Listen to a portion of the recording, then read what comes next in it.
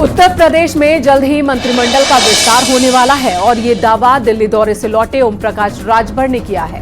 राजभर ने तो यहां तक कह दिया कि कैबिनेट में मेरी सीट पक्की है। तो वहीं दारा सिंह को भी मंत्रिमंडल में शामिल करने की सुगबुगाहट शुरू हो गई है। दावा है कि 14 जनवरी के बाद कभी भी मंत्रिमंडल का विस्तार हो सकता है। योगी के मंत्रिमंडल विस्तार में ओपी राजभर और दारा सिंह चौहान मंत्री बनने वाले हैं। दिल्ली में अमित शाह से मुलाकात के बाद ओपी राजभर ने यह दावा किया। उन्होंने कहा खरमास के बाद यूपी में कैबिनेट विस्तार होगा। साथ ही राजभर ने कहा यूपी कैबिनेट में मेरी सीट पक्की है। यानी बीजेपी एक बार फिर मंत्रिमंडल विस्तार के साथ ओबीसी प्लान पर काम शुरू कर चुकी है। दिखाते हैं आपको इसी पर यह रिपोर्ट।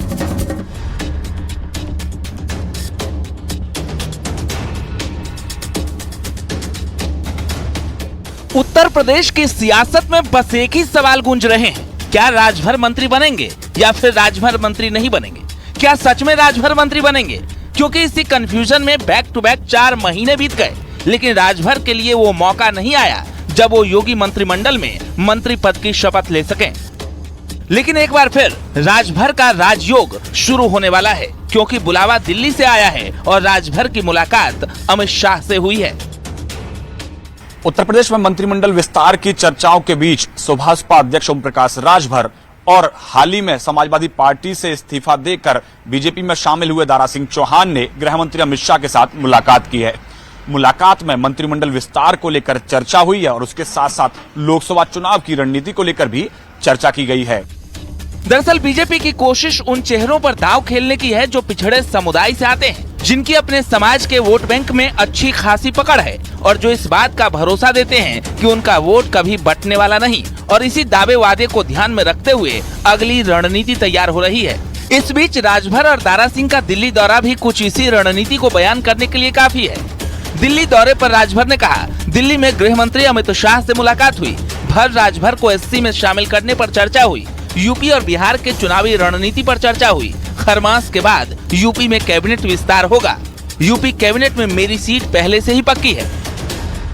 राजभर के कॉन्फिडेंस से ये क्लियर है कि वो योगी मंत्रिमंडल में जल्द शामिल होने वाले हैं, लेकिन कब, इस पर सस्पेंस है। नहीं, बात इस पे चर्चा हुई थी। उन्होंने कहा कि खरमास के बाद किसी भी दिन विस्तार हो सकता है। तो हम लोग ये माने कि आपकी सीट पक्की है कैबिनेट में? वो तो तय है, वो तो बहुत पहले की पक्की है। विस्तार सिर्फ होना बाकी है, जिस दिन विस्तार होगा उस दिन होगा। साथ मिलकर लोकसभा चुनाव लड़ेंगे, कुछ ऐसी बात हुई, कितनी सीटें आपको मिलेंगी? नहीं, सीट के संबंध में कोई सवाल नहीं। तो 18 जुलाई 2023 को ही तय हो गया था कि हम सब लोग एनडीए में शामिल होकर हुए और एनडीए के साथ मिलकर के हम लोग चुनाव लड़ेंगे।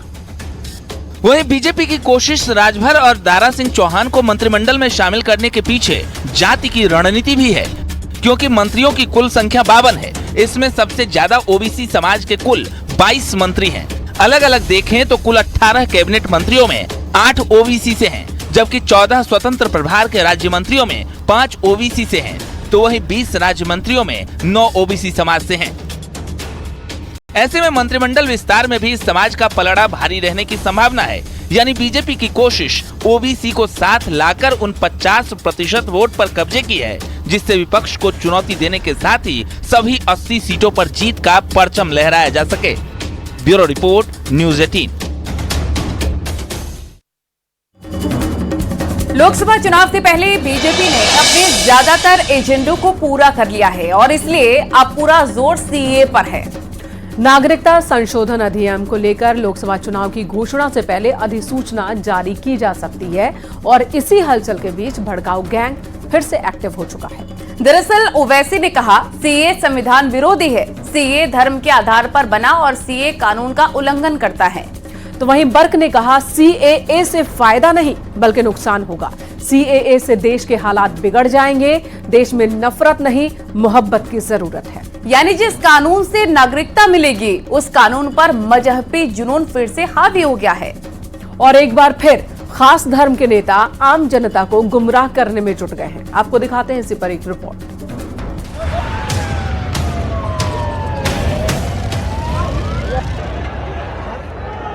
सीए इस देश का कानून है, इसको कोई रोक नहीं सकता। सबको नागरिकता मिलने वाली।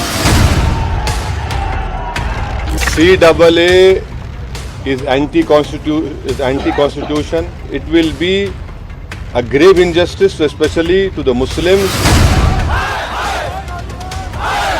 कितनी बार ये खबरें हैं, कितनी बार हवा हवाई बातें हुई, एक बार और से। विरोध के सुर तब भी उठे थे, अब भी उठेंगे, लेकिन नागरिक संशोधन कानून लागू होकर रहेगा।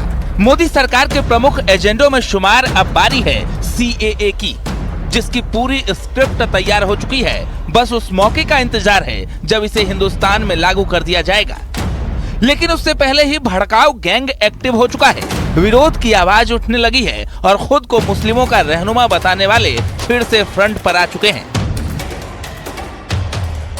CAA is anti-constitution.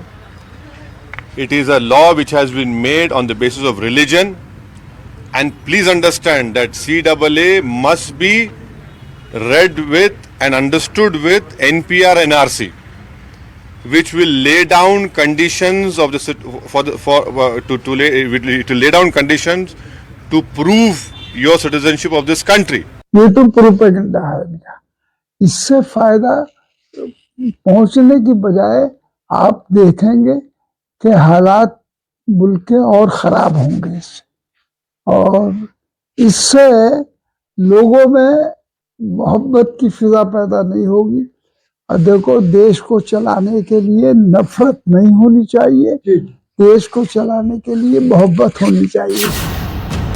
बर्क और ओवैसी जैसे नेता फिर से मुस्लिमों को भड़काने लगे हैं, CAA के खिलाफ माहौल बिगाड़ने का जिम्मा उठा चुके हैं और उस तस्वीर को दोहराने की कोशिश में हैं जो 2019 में दिखी थी, जब सड़कों पर संग्राम छिड़ गया था।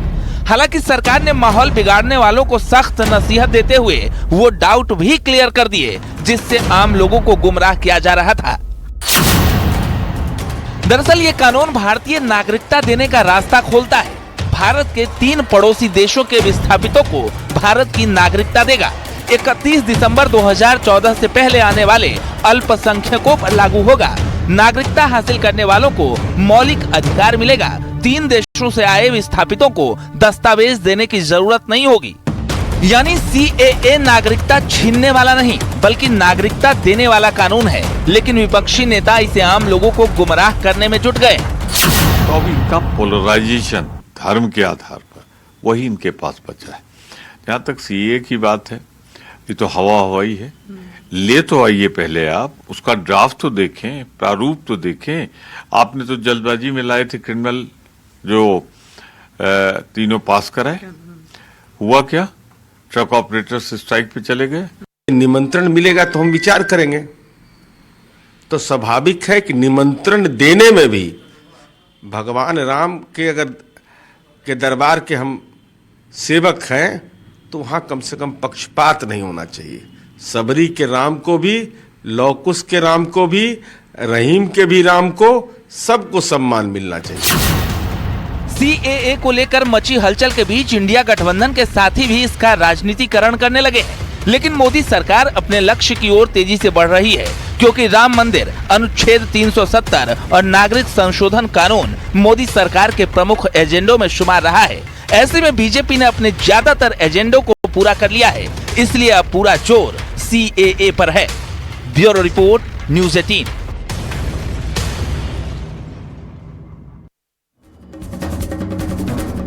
चलिए बात CM योगी आदित्यनाथ की कर लेते हैं, जिन्होंने अत्याधुनिक और आधुनिकीकरण के लिए स्कूलों के PM श्री योजना के तहत 404 करोड़ रुपए की सौगात दी है।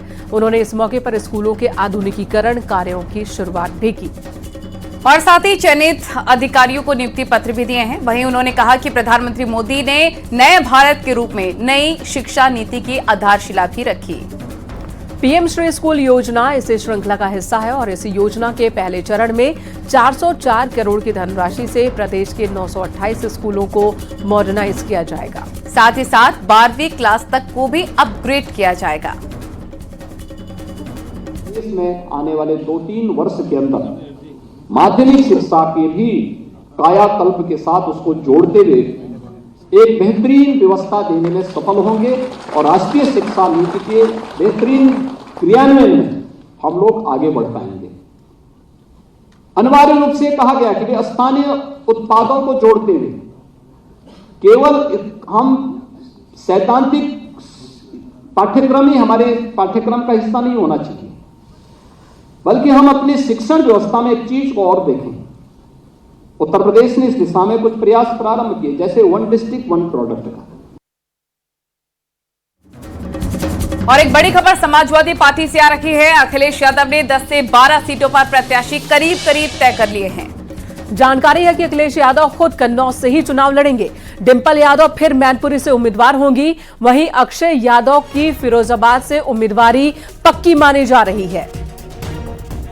धर्मेंद्र यादव को बदायूं से लड़ाया जा सकता है। वहीं कई और भी नाम हैं जो करीब करीब तय हो चुके हैं।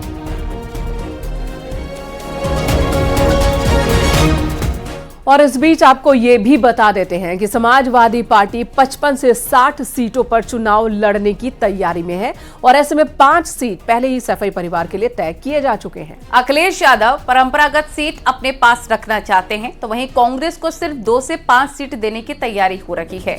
वहीं आरएलडी और अपना दल के की बात की जाए तो अभी सीट शेयरिंग को लेकर इनसे कोई बात नहीं हुई है, यानी कि सफाई परिवार के लिए सीट फाइनल। अखिलेश यादव गठबंधन दलों को क्या संदेश देना चाहते हैं?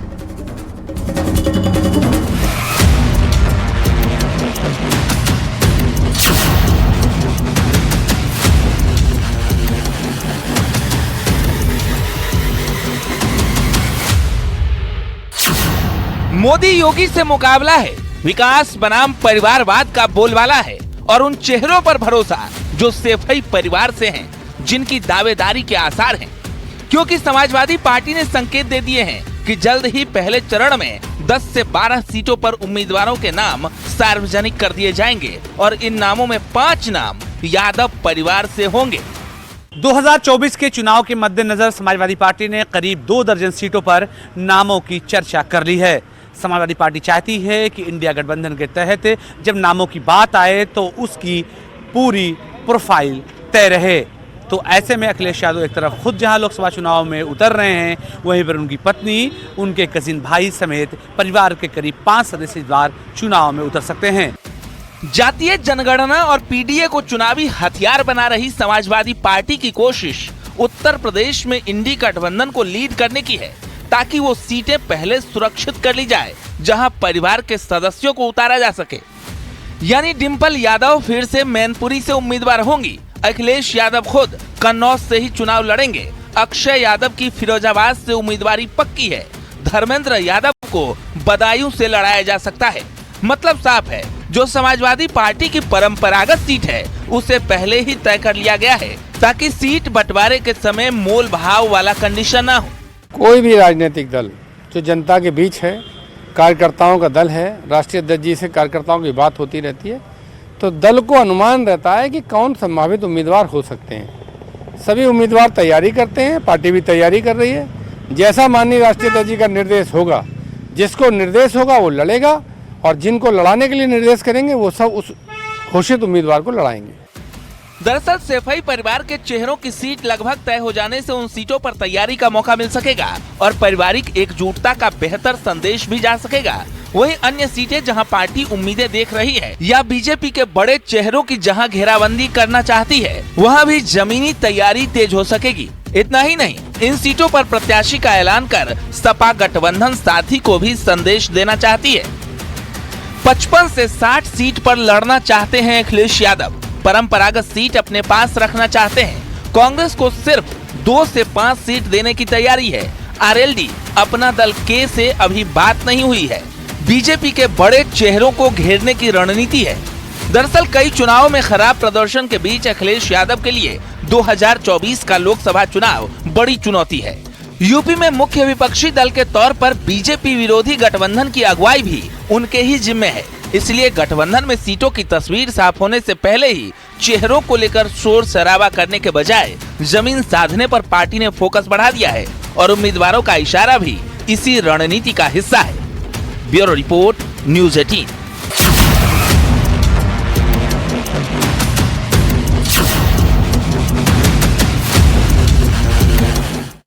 बड़ी खबर कांग्रेस से जुड़ी हुई तेलंगाना से चुनाव लड़ सकते हैं सोनिया गांधी, ये बड़ी खबर इस वक्त आपको बता रहे हैं। तेलंगाना कांग्रेस ने पास किया है प्रस्ताव, सोनिया को तेलंगाना से चुनाव लड़ाने का ये प्रस्ताव है।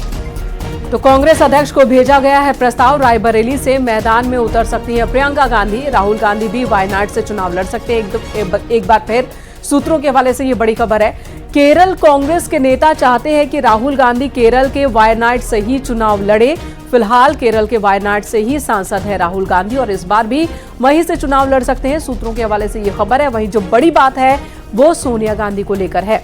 सोनिया गांधी फिलहाल रायबरेली से सांसद है, लेकिन अब चर्चा चल रही है कि रायबरेली से प्रियंका गांधी को चुनाव मैदान में उतारा जा सकता है और ऐसे में सोनिया गांधी तेलंगाना से लड़ सकती हैं किसी सीट से। ये प्रस्ताव पास हुआ है।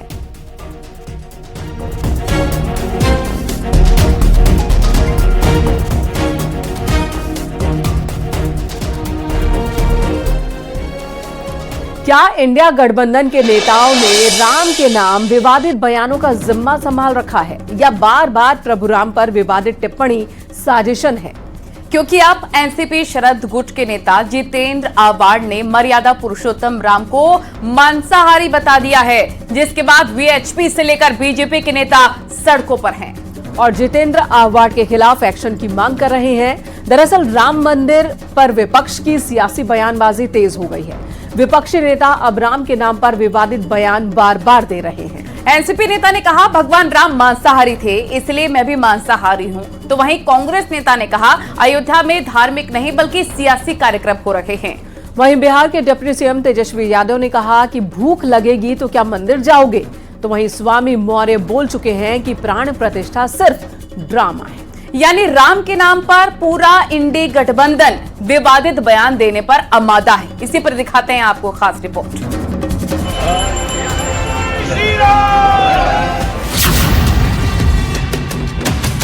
क्या इंडिया गठबंधन का मकसद सिर्फ और सिर्फ राम विरोध है? क्या इंडिया गठबंधन में 27 के 27 दल को अब राम मंदिर से परेशानी होने लगी है, या फिर ये सनातनियों के खिलाफ साजिश है जिसे जन्म समाजवादी स्वामी ने दिया? तो अंजाम तक अब गठबंधन के अलग अलग क्षेत्रीय दल पहुंचा रहे हैं, जिसमें नंबर एनसीपी नेता जितेंद्र आव्हाड का है, जिन्होंने सिर्फ भगवान राम पर विवादित टिप्पणी ही नहीं की बल्कि उन्होंने 100 करोड़ राम भक्तों की आस्था को भी ठेस पहुंचाया है। दरअसल जितेंद्र आव्हाड ने कहा राम शिकार करके खाते थे, आप चाहते हैं कि हम शाकाहारी बन जाएं। राम को अपना आदर्श मानते हैं और मटन खाते हैं। राम शाकाहारी नहीं बल्कि मांसाहारी थे।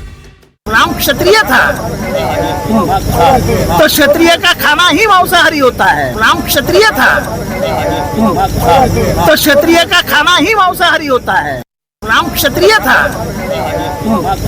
तो क्षत्रिय का खाना ही मांसाहारी होता है। राम क्षत्रिय था तो क्षत्रिय का खाना ही मांसाहारी होता है।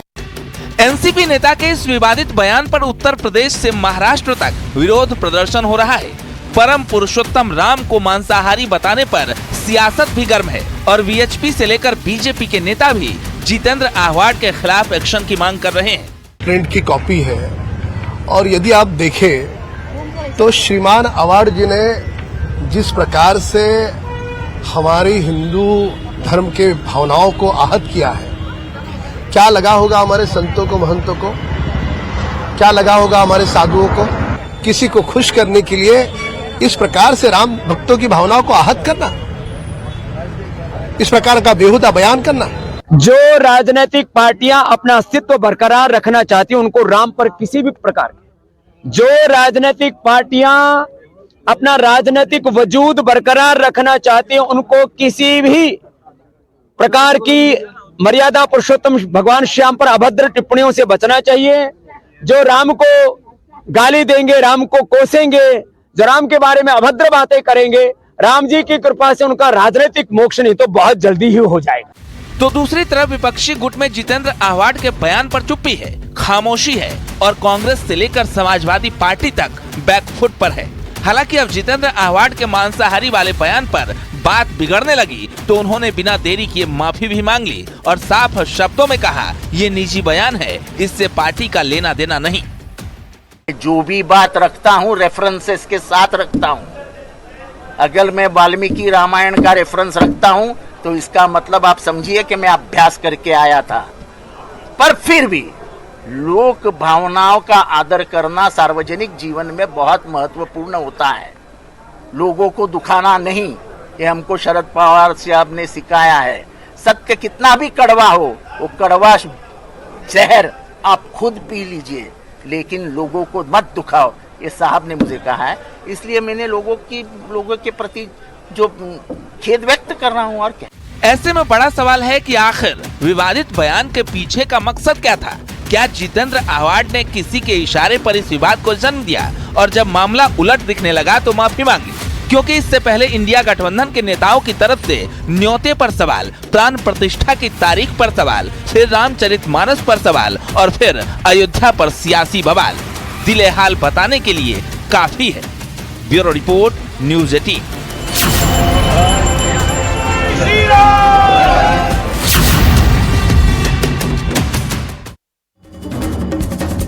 भगवान राम पर जितेंद्र आव्हाड के विवादास्पद बयान से साधु संत भी काफी रोष में हैं और सरकार से जितेंद्र आव्हाड के खिलाफ कड़ी कार्रवाई की मांग कर रहे हैं।